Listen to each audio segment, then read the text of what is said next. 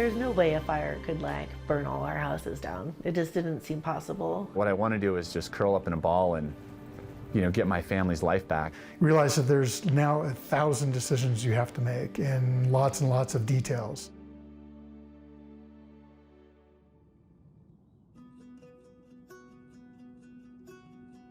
Our oldest son has always had a fear of our house burning down. So that was something that we've talked about a lot. We've always said, we're safe. Fires don't come over here, they go in the mountains. I don't think anyone was thinking that was going to happen. So nobody was prepared for it. This is a suburban town. We have fire hydrants, fire department, and we just never thought a wildfire, a wildland fire, could sweep through our community. Yeah, so it started basically a block that way. There was a structure fire on 93, and I think someone called 911. One neighbor said it was a wall of flames. We had about 3 to 5 minutes before the entire road that we came out on was in flames. The winds were just insane. And the fire department had no chance. The mesa is just all grass. That's not going to stop it. And I just kind of started shaking. We didn't even wait for any evacuation notices, which turned out to be a great thing because we didn't get those until our house was on fire.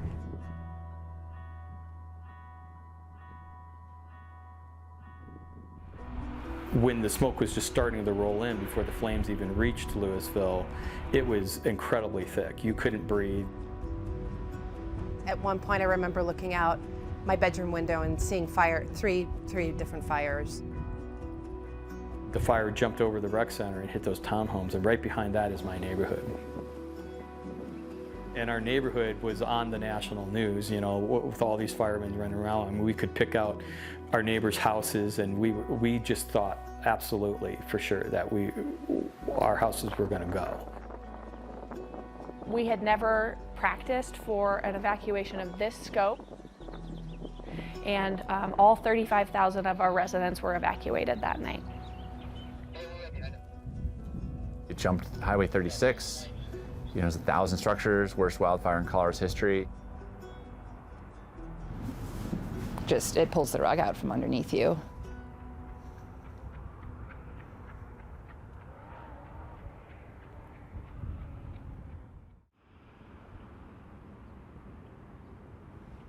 The fire started about 4 properties west of here. Yeah, so there were sheds and buildings on fire down the street from us almost immediately.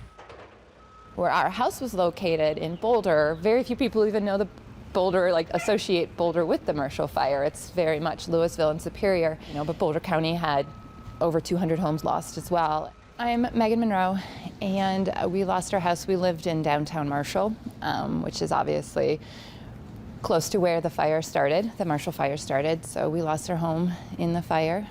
I'm a third-generation Colorado native.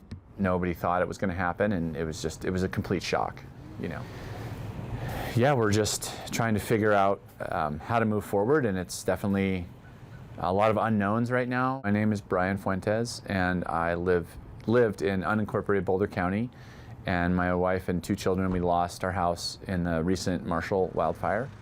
Megan saw the flames at our kitchen window. She grabbed the kids' coats, got them out the door, told me to grab her coat. I ran back in, grabbed her coat, and we jumped in our Nissan Leaf, and we drove away. And 7 minutes later, there were flames going up this entire hill. Our neighbors were running for their lives. We were contemplating, since we're on a dead end here, we had to go back out past the fire. So I called thinking I could run over there with the kids across the field, and I didn't get through to her. So we texted her, and we even felt, I was like, I don't know, I don't want to scare her. Yeah, we don't want to be alarmist or something, like we were being crazy or something, like, oh, there's a little fire, but we didn't know. The wind was pretty bad. Since we didn't get through to them, we left. Yeah. And then later when we connected, she said that it was 6 or 7 minutes after my text that the house on the hill was on fire. So it had blazed well past our house. There's no way we would have made it across the field in that time. So yeah, we couldn't have walked. We would have been in the fire. We would have been surrounded by Yeah. it. So that's pretty horrifying to think of the decisions you make in that split second. Yeah. We learned that our house stood for over 6 hours burning. That's the only thing that allows me to sleep at night, like knowing that my family could have gotten out if this had happened at night. So yeah, so we had a back patio here, and our bedroom was here. It was a pretty modest house, 1,800 square feet basically. And the two kids' bedrooms are back there, and we had a little family room here. So, kids' toys and a piano, and that's pretty much it down here. Just a warm, comfortable house, so it was just a very cozy, like you felt like you were wrapped in a blanket. For a split second, you'll feel like you're in that space, and then you realize that it's just not there. So we've had a lot of different times like that where you feel it for a moment, then you realize it's gone. This is right where it fanned out. This is where how the winds blow, it kind of all converges right here. It's like the little Marshall Valley, where this is downtown Marshall, the historic old mining town, and right here is where it just opens up. And this is where it split kind of wide towards Sagamore and then went out towards Highway 36 and Paragon Estates out that way. So we have submitted a preliminary conceptual plan to Boulder County, and they've okayed that concept. Basically, we're just rebuilding on the same footprint, roughly the same size. We are architects and builders, so in some sense we're lucky compared to a lot of people that we can do it ourselves. It took us 10 years to build the house the first time, pretty much, to get to this point where the landscaping was somewhat done. And so, now we're just starting over, doing it again. It's a lot to take on, given our current workload and our children, and it just, we weren't planning for this, obviously. So, but hopefully we'll be able to do it. We basically have worked the last 20 years to build houses that are really ecologically driven. So essentially they have been all electric. It's induction cooking typically, and they're with solar panels, they're making more energy than they're consuming on an annual basis. So you do not have a utility bill besides a $5, utility connection fee. That had our solar system that powered our house. So our house was all electric, no gas. There was no gas to the house at all. Solar hot water, solar electric, everything. We charged our electric car for free. So we were trying to build, a house to protect the planet from climate change. We were trying to set a positive example, but then we lost our house to a climate disaster. So the irony is pretty fresh. I've spent my career trying to make buildings to, solve this problem by electrifying our buildings, by super insulating them. So the passive house is all about basically just being super efficient and not wasting anything. Essentially, you're using the heat from people, computers, lights. That's what's heating your house most of the time. You really only have a heating system as a backup. So that's where the name comes from, passive house. There's no heating system required except for in the most extreme conditions. This was our back deck, and it was made of steel, so it obviously didn't burn. So that actually was one good decision we made. And we initially did that to let light into the basement because it was a passive house project. So the light would go in and heat the windows in the basement in the wintertime. In the summertime, we had a shade fabric that would cover this. Then our kitchen living room kind of was here and here. And then we had a big covered front porch. And so all these houses, they were being built in the 70s, but it was just kind of a niche thing that got forgotten because we had cheap energy. Just a little bit better windows, a little bit more insulation, airtight construction. So you're going to get a quieter house. You're going to get a more comfortable house. Even on the coldest days, the surface temperatures around you are not going to feel cold, and you're not going to have any drafts. So you're going to have less chance of mold, you're going to have less chance of allergies, and then you have a fresh air ventilation system that's also filtered. So it's bringing in fresh air all the time, and it's exhausting air from your bathrooms and kitchens and laundry rooms all the time. So every 3 hours your house gets brand new air, but it's not coming in from random places, it's coming through this filtration system. That means if there's a crazy wildfire going on, you can put a big heavy-duty filter in the front of your ERV and still get fresh air in your house. And we had a little front garden area with daisies and some native flowers, obviously some mulched areas, which we won't do again. Now it'll be a lot of concrete and crushed refined paths, nothing combustible anywhere near the house. We're going to put a lot of solar on. We're going to super insulate again. It's going to be an airtight building. This time, I think the only difference will be that the envelope will be much more fire resistant, because now we realize that we're not safe here either. from fire, so from wildland fire, you know. Even at crazy times of year like December, when you think there'd be some snow. We've known about the fire risk, and we've built ignition-resistant buildings. We did a bunch of houses actually that survived the 4-mile fire, but I never thought it would happen to me. Now with climate change, like, the rules are different. You know, the Front Range in general is at risk because we have all these communities that are built against the mountains, high wind. We have increasingly dry conditions. That wasn't the way I grew up in the 80s. We didn't have persistent forest fires when I was growing up in the 80s, you know, in Lakewood. No one's immune from this now. We've been saying this for years, like, we have to change, you know, we can't waste energy anymore. So everything we had that was like personal or sentimental from our entire life, you know, is obviously gone. So we left with just the clothes we were wearing. And it teaches you obviously to not be attached to the object, but it's a huge loss. We need massive change, and we need it fast. You can see like some of the melted lights. And this is the boys, our kid's Strider bike, the one that they both learned how to ride bikes on. You can do it. You can do it. Yes, you can. That's the hardest stuff to see. Yeah, the kids' stuff is really hard. It was a really surreal day. I didn't believe any of it was happening. It didn't feel real or even possible. My name's Casey Lombardo, and I am a survivor of the Marshall fires in Louisville, Colorado. This is where the boys' like toy box was, outdoor toy box. And this is their old Tonka truck and like their toy rakes. The boys were playing in the backyard with our neighbor. My girlfriend called me, and she was kind of upset and said that there's a fire. It looks like there's a fire heading our way. And she's like, I think you should start packing. So I grabbed Miles's baby books, then ran into Max's room and grabbed his baby book. And then I just kept packing, like kept making rounds through the house. Like, what did I forget? Kevin came in the house and he was like, Casey, we have to leave now. And I just, it wasn't registering. Like, I saw him and I heard what he was saying, but I was frozen. I don't know, I guess shock or something. That was one of the most surreal moments, and I think still continues to be one of the most surreal moments. I am Kevin Lombardo. I and my family, we lost our house in the Marshall Fire in Boulder County, Colorado, in Louisville on December 30th, 2021. It took me a good several days to really understand that our house was gone.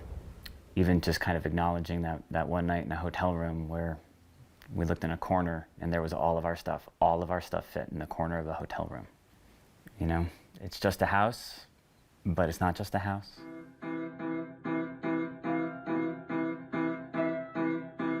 Everything we did there, the movie nights on the couch, the game room, the kids' playroom, the homeschool that was eventually set up there for remote learning during the pandemic. It was ours, and it was familiar, and we got a lot done in that house. So fast. Everything happened so quickly. We were out of the neighborhood, I think, for like 15 or 20 minutes when our neighbor called Kevin and said that the police just drove down our street with a bullhorn saying to evacuate now. And then I think it was like 10 or 15 minutes after that our house was on fire. Holy cow. That's crazy. This place is burning over here. I'd catch little snippets on the TV about what the progress was, and the Element Hotel is gone, Superior's gone, part of Superior's gone, Sagamore's gone. The next day came with calls and pictures from some friends to let us know that our house was gone. And the whole neighborhood was gone, and a large part of the community is gone. I remember Miles's, he's in kindergarten. I remember a mom sending out an email to like all the parents, like, if you were affected by the fire, like, reach out. I couldn't bear to reply that we had lost everything. Maybe I just didn't want to face it. But one of my girlfriends in that same class texted me and asked, like, how's your house And she's like, I hope your house survived or whatever. And I'm like, actually, we lost everything. And she responded to that email. And because of that, it got everything. It just like all of a sudden everything started rolling. Like this house was offered to us by one of the parents in that class. Right now, or do you want to look around the house and see what's around and stuff? Hey. There was donations everywhere, boxes of clothes, like beds for the boys, blankets, and just amazing. It was just incredible. Like our entire school community came together and like really helped us out. How is it then? Let's go. Let's go. We had donations coming into the house for like the next 2 weeks.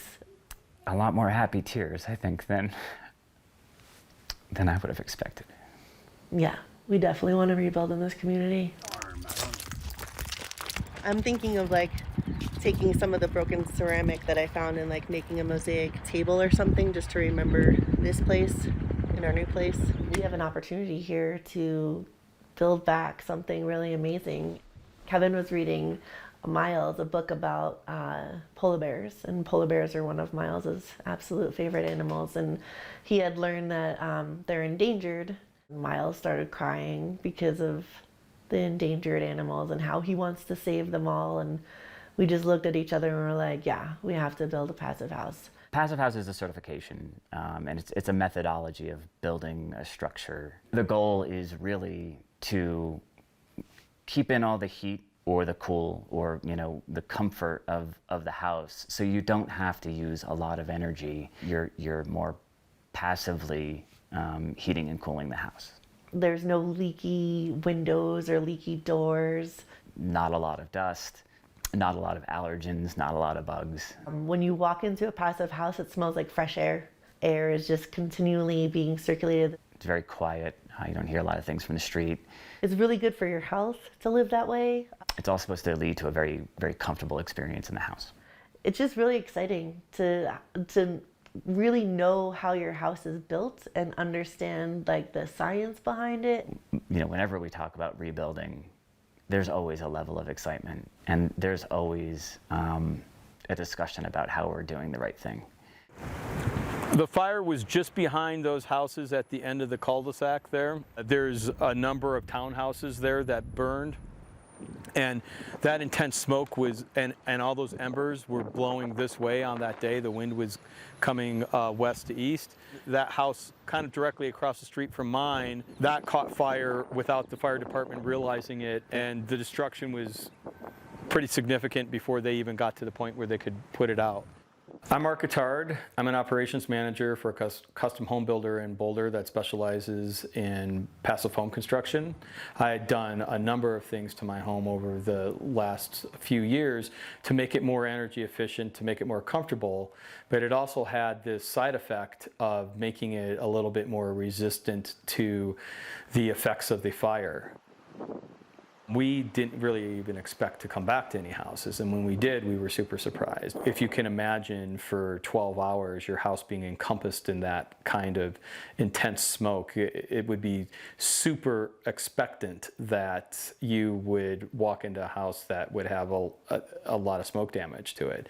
I was able to walk into the house and not smell any of that smoke because I had taken my house all the way from a typical house built in the 80s using gas appliances to a house that was 100% electric. I was able to turn on my whole house ventilation system and sit in my house while there was still a tremendous amount of smoke around in the area, and live in our house the day after the fires. Not having to replace furniture, not having to have contractors in our house for a month, 2 months, 3 months.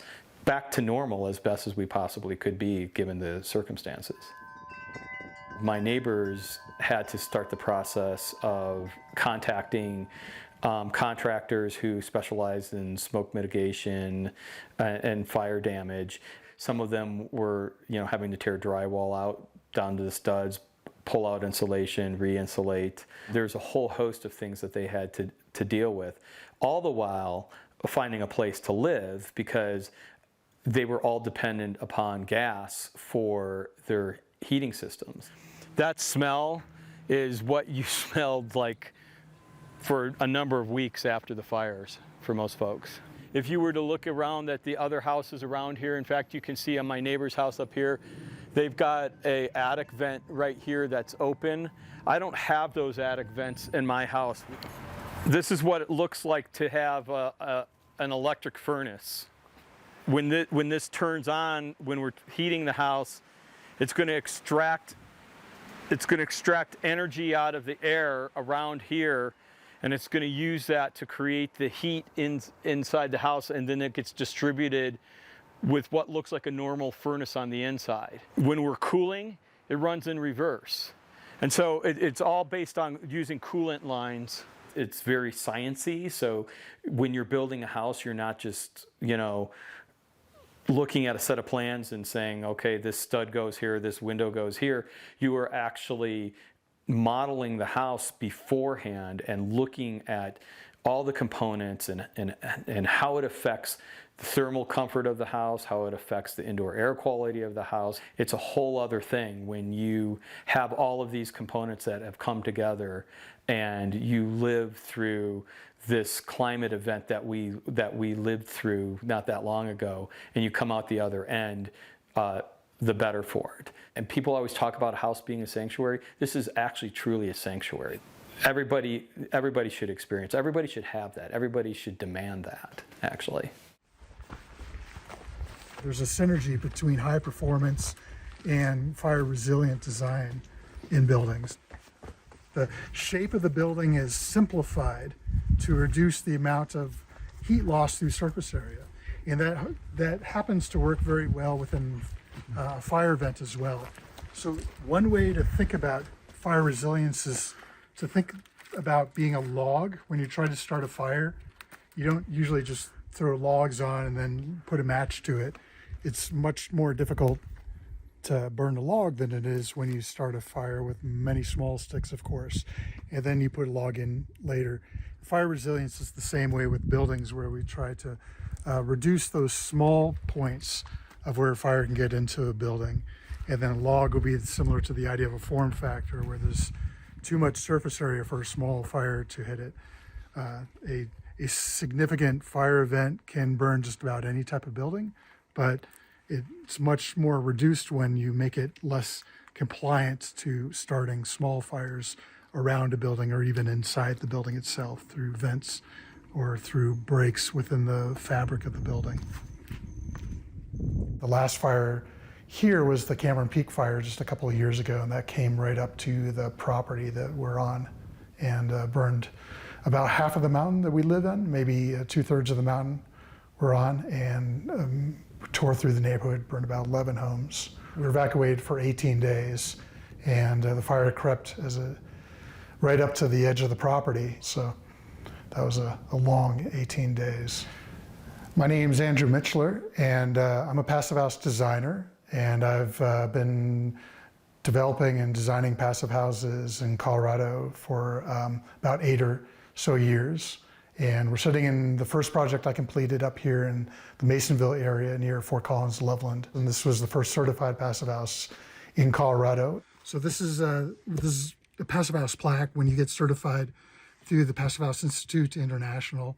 So when I first built the house, I was thinking about fire as like one of the main elements that I had to design for. When it comes to a fire, often it's easy for debris like dry grass, pine needles, things like that, to be a place to support a small fire. And most buildings start from debris around the building itself. So having metal where you have those conditions, and then even behind that, having insulation that doesn't burn. Most of the siding we like to use now is a hardy board or a cement board siding, which literally does not burn. Now we're seeing how fire impacts urban communities and suburban communities. And ironically, a lot of these effects are the result or magnified by climate change. One of the major components of why neighborhoods burn is that one house that burns leads to the next house that burns and leads to the next house that burns. So it's a domino effect. So the more protected each house is from fire, the more the entire neighborhood protects itself from fire. Once we have a house that's optimized, well-designed, and trained crews and a process, we can really lower the costs as well as improve the quality of life and the kind of the durability of the entire neighborhood. And the cost shouldn't be very much more, if at all, compared to a conventional semi-custom designed home. Xcel Energy is giving away a significant rebate of $37,500 for people who certify to the Passive House standard. That's a significant amount of money. That's the most amount of money in the continental United States that's ever been applied for certification before. This is a unique opportunity that we don't see too often of communities coming together and building a more future-oriented community. We should be a little bit more deliberate in general in how we design and build homes.